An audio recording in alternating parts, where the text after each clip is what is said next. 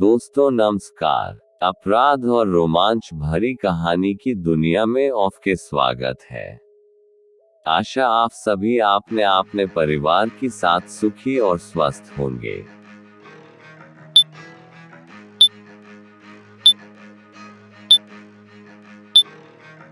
बांदा जिले के बुधेड़ा गांव के रहने वाले शिव नारायण निषाद 18 जून 2021 की रात को गांव में रामसेवक के घर एक शादी के कार्यक्रम में शामिल होने गए थे। जब वह देर रात तक वापस नहीं लौटे तो घर पर मौजूद पत्नी दुलारी की चिंता बढ़ने लगी। उस समय दुलारी घर पर अकेली थी। उसका 20 वर्षीय बेटा और 17 वर्षीय बेटी राधा गांव अल्मोर में स्थित एक रिश्तेदारी में गए हुए थे। दुलारी ने पति की चिंता में जैसे तैसे करके रात काटी। सुबह होने पर दुलारी ने अपने बेटे को फोन करके रोते हुए कहा, बेटा, तुम्हारे पिताजी गांव में ही रामसेवक चाचा के घर मंडप पूजन के कार्यक्रम में शामिल होने गए थे, लेकिन अभी तक वह घर वापस नहीं लौटे हैं। बेटे दीपक ने जब अपने पिता के गायब होने ही बात सुनी तो वह भी घबरा गया। फिर वह माँ को समझाते हुए बोला, घबराओ मत माँ, मैं घर आ रहा हूँ। हो सकता है पिताजी रात होने पर वहीं रुक गए हों। फिर भी आप उनके घर जाकर पूछ आओ। ठीक है बेटा, मैं रामसेवक चाचा के घर पता करने जा रही हूँ, दुलारी ने दीपक से कहा। दुलारी जब रामसेवक के घर पहुंची तो रामसेवक ने बताया कि शिवनारायण गांव के ही दो लोगों सूबेदार और चौथिया के साथ रात 10 बजे ही वहां से लौट गए थे। यह बात दुलारी ने दीपक को फोन करके बताई तो दीपक के मन में तमाम तरह की आशंकाओं ने जन्म लेना शुरू कर दिया। उसी दिन दीपक अपनी बहन के साथ गांव अल्मोर से घर वापस लौट आया। दुलारी और घर के लोग सोचने लगे कि जब रामसेवक चाचा के यहाँ से वह लौट आए तो कहाँ चले गए, अभी तक वह घर क्यों नहीं आए। उस दिन दीपक अपने ताऊ पिता राम आश्रय, माँ दुलारी और परिजनों के साथ पिता को आसपास खोजने में लगा रहा। इसके बाद परिजनों ने सूबेदार और चौथिया से शिवनारायण के बारे में पूछा तो उन्होंने बताया कि हम लोग रात में 10 बजे साथ ही लौटे थे और गांव के शिवलाखन की पान परचून की दुकान पर गए, लेकिन उस समय उसकी दुकान बंद थी। तब हम लोग अलग अलग होकर अपने अपने घरों को वापस लौट गए थे। इसके बाद शिवनारायण कहाँ गया हमें नहीं पता। शिवनारायण की 2 बेटियां जो अपनी ससुराल में थीं, वह भी पिता के लापता होने की सूचना मिलने पर मायके आ चुकी थी। अब शिवनारायण के घर वालों के मन में तमाम तरह की आशंकाएं जन्म लेने लगी थीं। बेटे दीपक और बेटियों का रो रो कर बुरा हाल था। इस दौरान बेटे ने अपने सभी रिश्तेदारियों में फोन कर उनके बारे में जानना चाहा, लेकिन सभी जगह निराशा ही हाथ लग रही थी।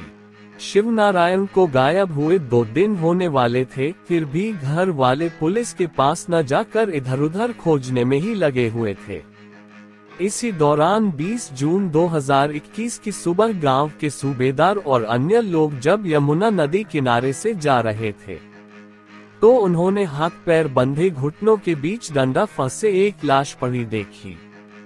यह बात उन्होंने गांव के अन्य लोगों को बताई। इसके बाद वह लाश देखने के लिए यमुना किनारे गए। वहां ग्रामीणों की भीड़ इकट्ठा होने लगी थी। गांव वालों ने वह लाश पहचान ली। मृतक और कोई नहीं, 2 दिन से गायब हुआ शिवनारायण ही था। इधर ग्रामीणों ने नदी के किनारे लाश मिलने की सूचना स्थानीय थाने जसपुरा के थाना प्रभारी सुनील कुमार सिंह को भी दे दी। थाना प्रभारी सुनील इस घटना की सूचना अपने उच्चाधिकारियों को देने के बाद अपने मातहतों के साथ घटनास्थल पर रवाना हो गए। नदी के किनारे लाश मिलने की सूचना पाकर शिवनारायण निषाद के परिजन भी रोते बिलखते वहां पहुंच चुके थे। पति की लाश देखकर दुलारी दहाड़े मारकर रोने लगी। सूचना पाकर बांदा के एसपी अभिनंदन के अलावा एएसपी महेंद्र प्रताप सिंह चौहान, सीओ सदर सत्यप्रकाश शर्मा के साथ मौके पर पहुंच गए। पुलिस ने अपनी जांच में पाया कि लाश पानी में फूलकर उतराकर नदी के किनारे आई है। ऐसे में अनुमान लगाया कि शिवनारायण की हत्या 18 जून की रात में कर दी गई थी, क्योंकि पानी में पड़ा शव करीब 24 घंटे बाद ही उतराकर ऊपर आता है।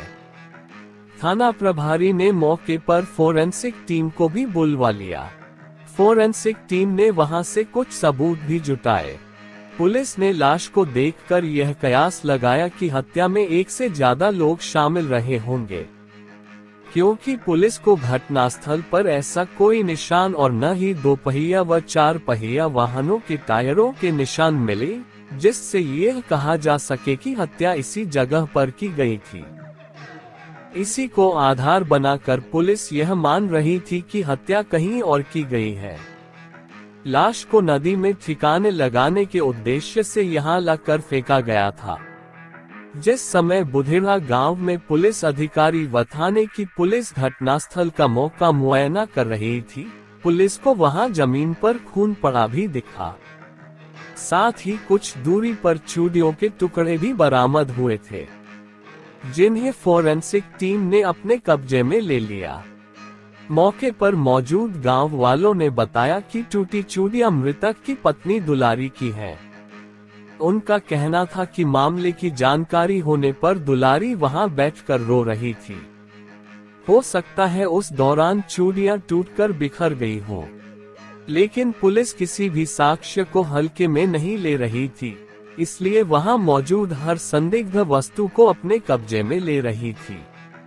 इस दौरान हत्या से जुड़े साक्ष्यों को इकट्ठा करने के लिए पुलिस ने शव मिलने वाले स्थान से पैदल ही नदी किनारे करीब 1.5 किलोमीटर तक छानबीन की, लेकिन वहां से पुलिस को कोई अन्य और खास सबूत नहीं मिला।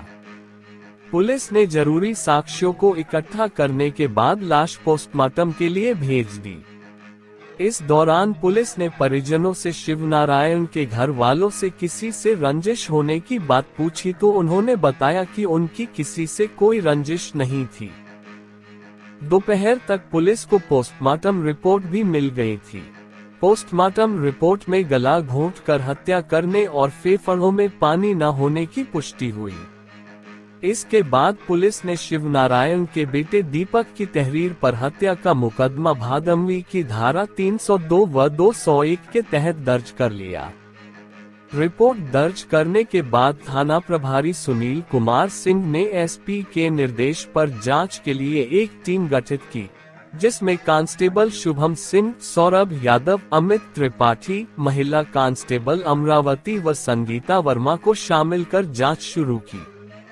थाना प्रभारी सुनील कुमार सिंह को शुरुआती पूछताछ में मृतक शिवनारायण के बड़े भाई रामाश्रय और बेटे दीपक ने बताया कि 6 महीने पहले गांव के ही एक दुकानदार ने शिवनारायण से विवाद किया था और धमकी दी थी।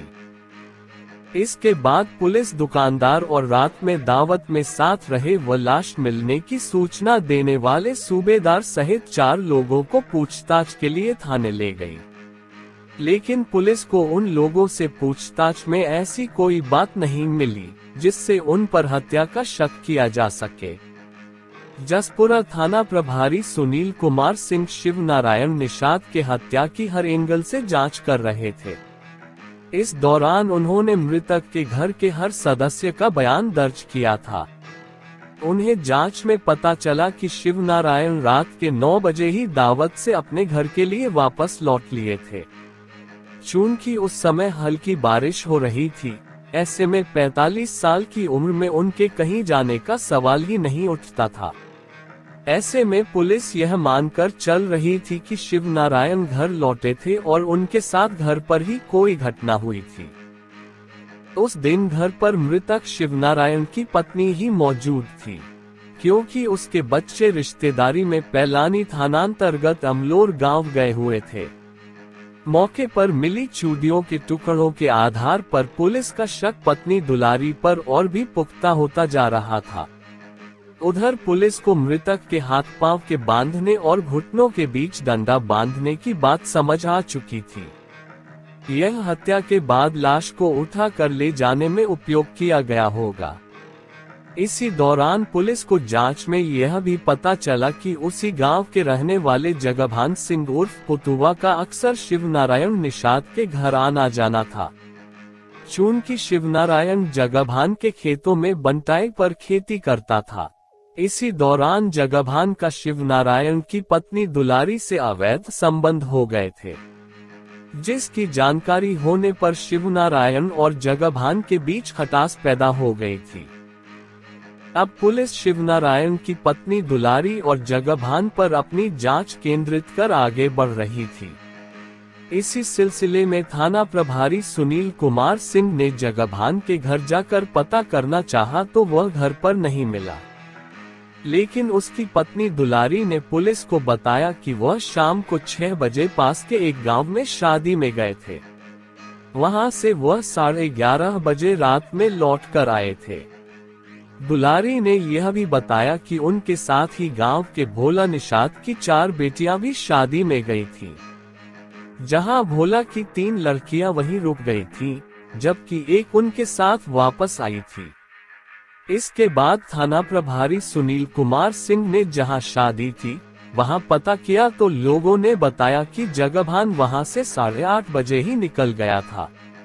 फिर पुलिस ने भोला निषाद के घर जाकर पूछताछ की तो लड़कियों ने बताया कि जगभान उनके घर 9 बजे आए थे, उसके बाद तुरंत वह वापस चले गए।